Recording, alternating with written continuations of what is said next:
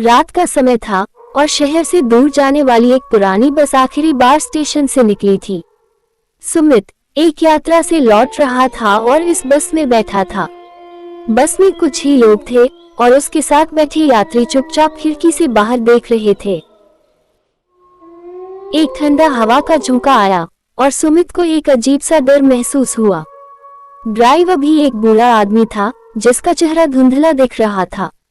जैसे जैसे बस आगे बढ़ी, सुमित ने महसूस किया कि उसके आसपास का माहौल अचानक बदल गया है।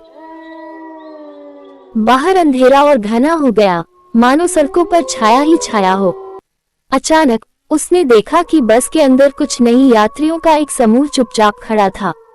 वे सब सफेद कपड़ों में लिपटे हुए थे और उनके चेहरे बिना भाव के थे।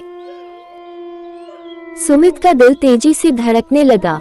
उसने अपने पास बैठे यात्री से कुछ पूछने की कोशिश की, लेकिन उसने सिर्फ खाली निगाहों से उसे देखा। डर के मारे सुमित ने खिड़की से बाहर देखने की कोशिश की, लेकिन बाहर केवल घना कोहरा था।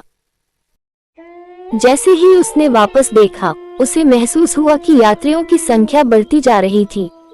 हर मोड़ पर नए नए लोग बस में प्रवेश कर रहे थे, लेकिन बस में कोई भी बोल नहीं रहा था। थोड़ी देर बाद बस अचानक रुक गई। ड्राइवर ने पीछे मुड़कर कहा, आखिरी पड़ाव आ गया। उसकी आवाज में एक भयानक ठंडक थी। जैसे ही सुमित ने देखा, बस में बैठा हर यात्री धीरे धीरे गायब होने लगा। वह बुरी तरह से डर गया और जल्दी से बाहर निकलने की कोशिश की, लेकिन बस का दरवाजा बंद था। सुमित ने डर के मारे खिड़की से कूदने की कोशिश की, लेकिन वह जैसे ही कूदा, उसे लगा कि वह किसी गहरी खाई में गिर रहा है। अचानक वह सड़क पर अकेला खड़ा था और सामने बस कहीं नहीं थी। वह घबरा गया और इधर उधर देखने लगा। बस का कोई निशान नहीं था। पास के गांव के एक व्यक्ति ने उसे देखा और पूछा, क्या तुम उस बस में सफर कर रहे थे? सुमित ने सहमति में सिर हिलाया। गांव वाले ने बताया कि कई साल पहले एक बस हादसे में सारे यात्री मारे गए थे और वो बस अब हर रात उसी रास्ते पर दिखाई देती है, लेकिन किसी को भी वहां से लौटने का मौका नहीं मिलता।